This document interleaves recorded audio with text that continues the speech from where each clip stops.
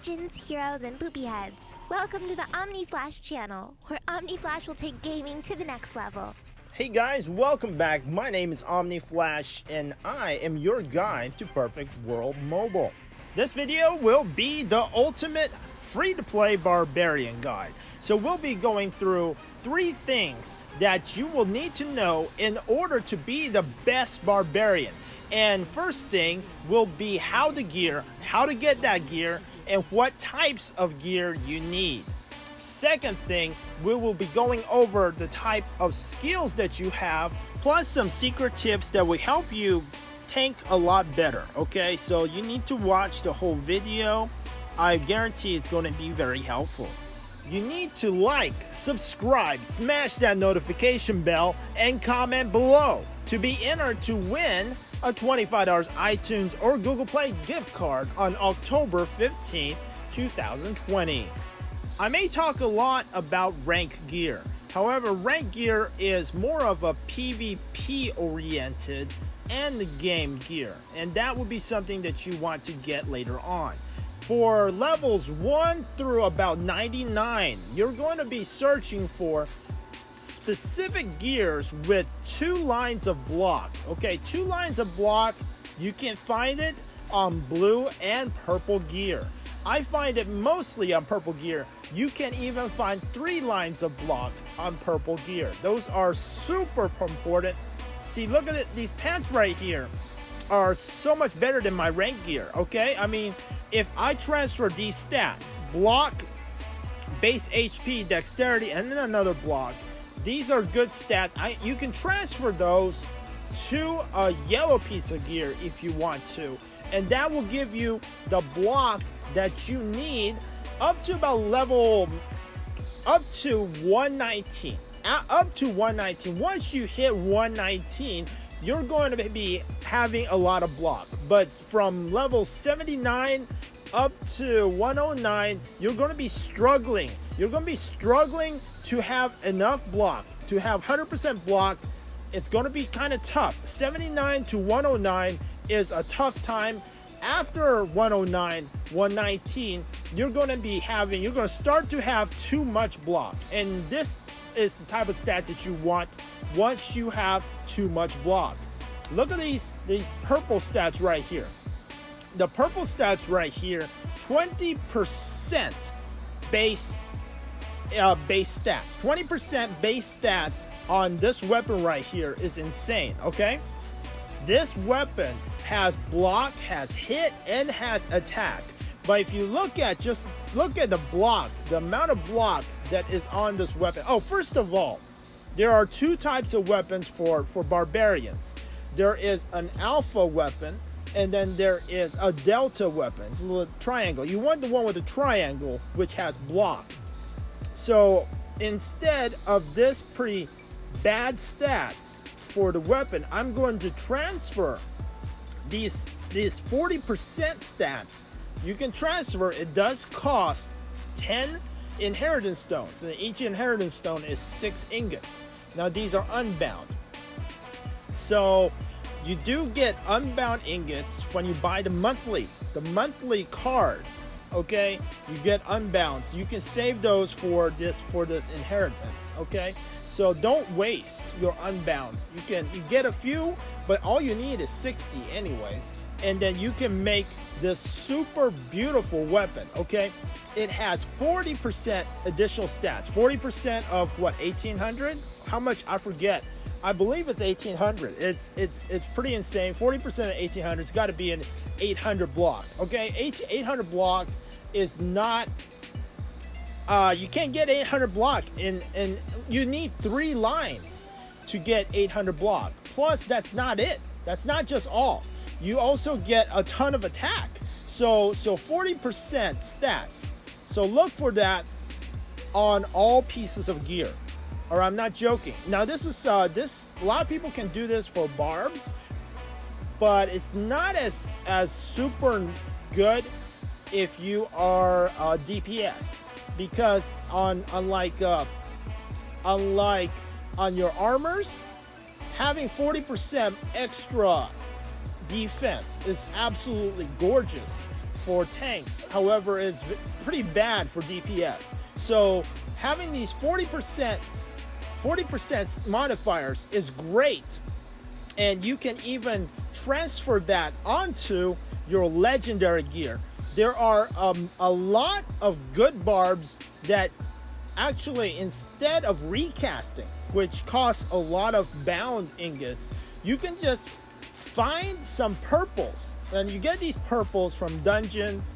You can get it from those frozen frontiers. You can get it from I do a lot of molten cores and moonfalls and dusk, mostly from there. And you can also get them, I think, from Exorcist Trials. I get quite a few from Exorcist Trials. From Exorcist Trials, you can also search for blues. Blues, you can get 2 lines, and instead of 20% stats, they're 25% stats. So you might find 2 lines of 25%. That's pretty insane, and you can just put that onto your legendary or your yellow gear if you transfer it. So if your goal is to become the ultimate tank, you should look for 40% base stats for your armor, 40% base stats for your pants, 40% base stats for your helmet, 40% base stats for your boots. I think mostly armor and pants has the most defense, then your hat and your boots also. Okay, so you want those. And then your cape has a lot of evasion. So if you get 40%, 40%, 40% on all your pieces of gear, you are going to be so tanky. You can do the highest level dungeons. And really, I need to make a second set of gear. I need to make a second set of gear just with those 40%, because I might need it. I probably need it for Mirage 35. Alright, so you should start looking for gears with the 20% base stats, and then look for ones with 2 or 3 of them and start saving them up. However, at levels 1 through 119, you're going to be focused on double block, okay? But after 119, you want to start swapping over to the 40%, which you can start using, because having over 100% block in Tiger Form is useless. It's basically complete waste, because once you hit 100% block, you already have your damage. Now you know what gears to get from level 1 to 119 all the way up to Ascended 119. Is once you get to level 119, you start over at Ascended level 1. So basically, you just, it's your second life, and you get even stronger. Anyways, now we're going to get into the skills. I'll do my best to explain everything. Your most important skills is Flesh Ream and Devour. Flesh Ream is your bread and butter single target aggro. You're going to be using that all the time. The single most amazing skill, the rare skill that goes with your single target aggro, your Flesh Ream, would be Swift. It is a rare skill. Now the rare skills, you would actually combine just rank 1, level 1 skills, and pray that you get one of the rare skills. I might link my rare skill guide in the description. I probably will. Now it will be easier. It is a lot easier to get the Sage 1, Demon 1, Sage 2, Demon 2 skills. They drop a lot more often. Now the Sage 3, Sage 4 are rarer. So you're gonna get more of these Swifts and more of the King's Roar, the Eternals, and the Sage 4 skill. They're good, but you should focus on go ahead and getting Swift. It is absolutely essential for dungeons such as Mirage, where you lose aggro, and things like Path of 5. Sometimes there are monsters and bosses where you lose aggro. The second most important skill, of course, is Devour. Devour makes you even tankier. You already have full block. You take 50% less damage. But Devour makes it so that the enemy, whoever you're biting, you're basically just biting whoever you're biting will deal 40% less damage to you.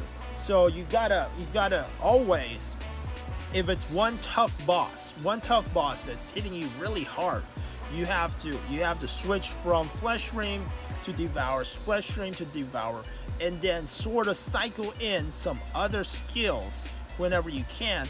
But Flesh Ream just to hold aggro, just to make sure you have all the aggro on yourself, and Devour. Also, another way to hold aggro is by dealing damage. And that is why I love my monkey so much, is because my monkey deals damage. Alright, I've made my monkey a strength monkey. It's kind of a PvE monkey. It does damage and it also stuns a large number of monsters. So my monkey helps me hold aggro. So all the damage you deal plus the damage that your pet deals will help you hold aggro on large amounts of monsters. Another skill that will help you hold aggro is Roar. Roar is a great skill, but you can only use it I think every 30 seconds.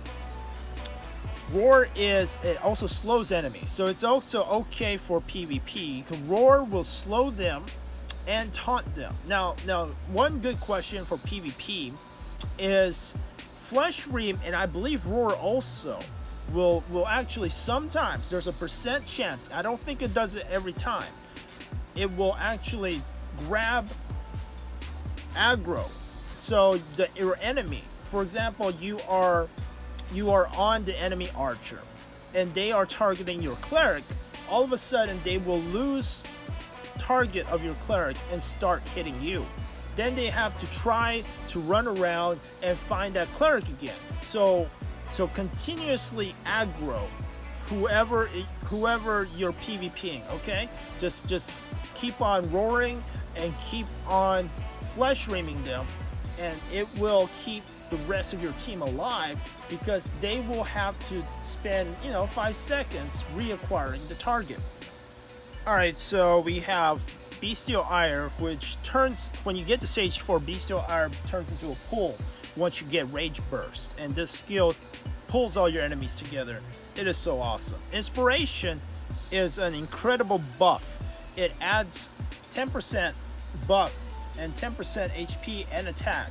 So whenever one of your physical attack members on your party dies, and when they get rezzed, go ahead and use Inspiration, or they're going to start yelling at you and said barb buff, because that will increase their DPS by an incredible amount. See, before I did the buff, I was about 143k. With the buff, I'm 157k attack. The next skill is one of your main chi skills. It is called Tortoise.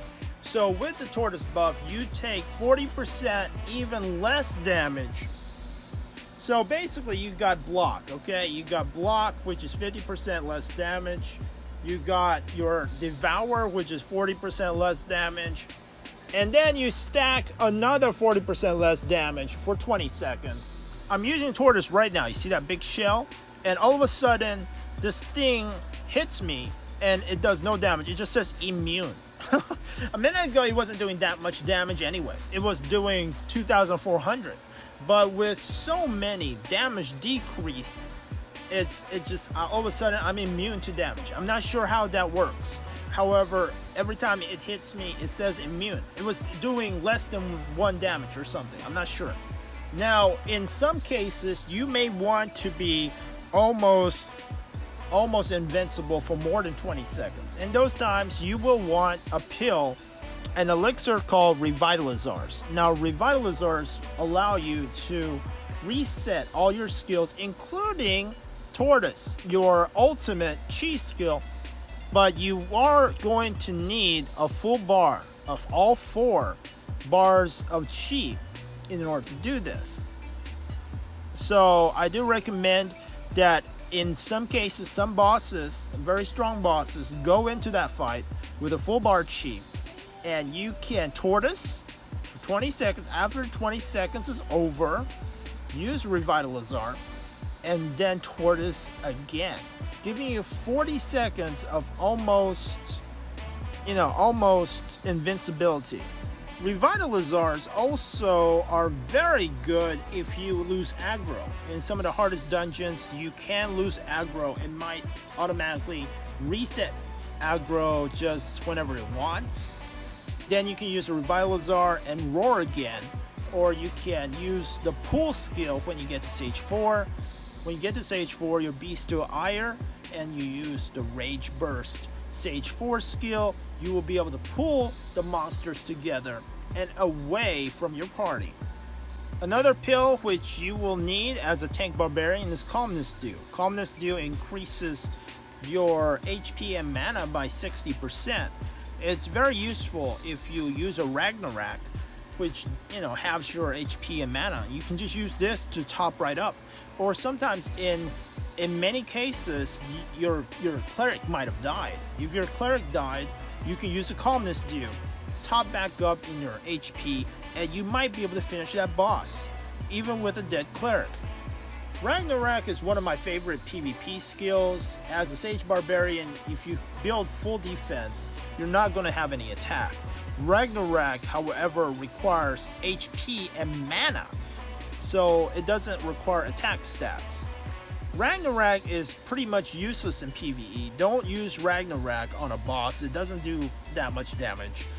It's only good for PvP situations such as Divine Valley and Guild League, when everyone is bunched up in one spot, like on a point.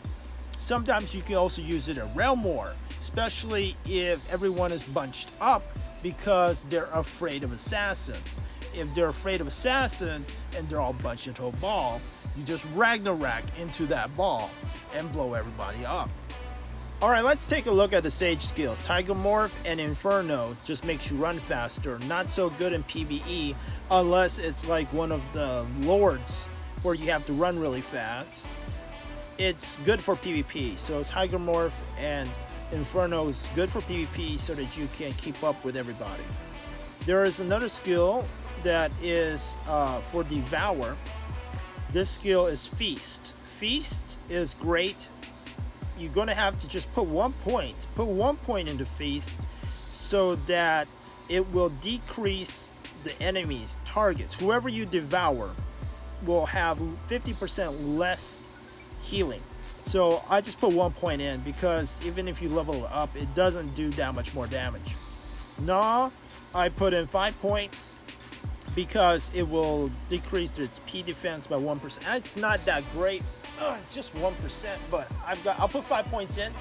Now for skills, the higher level the skill is, so it costs more cultivation points.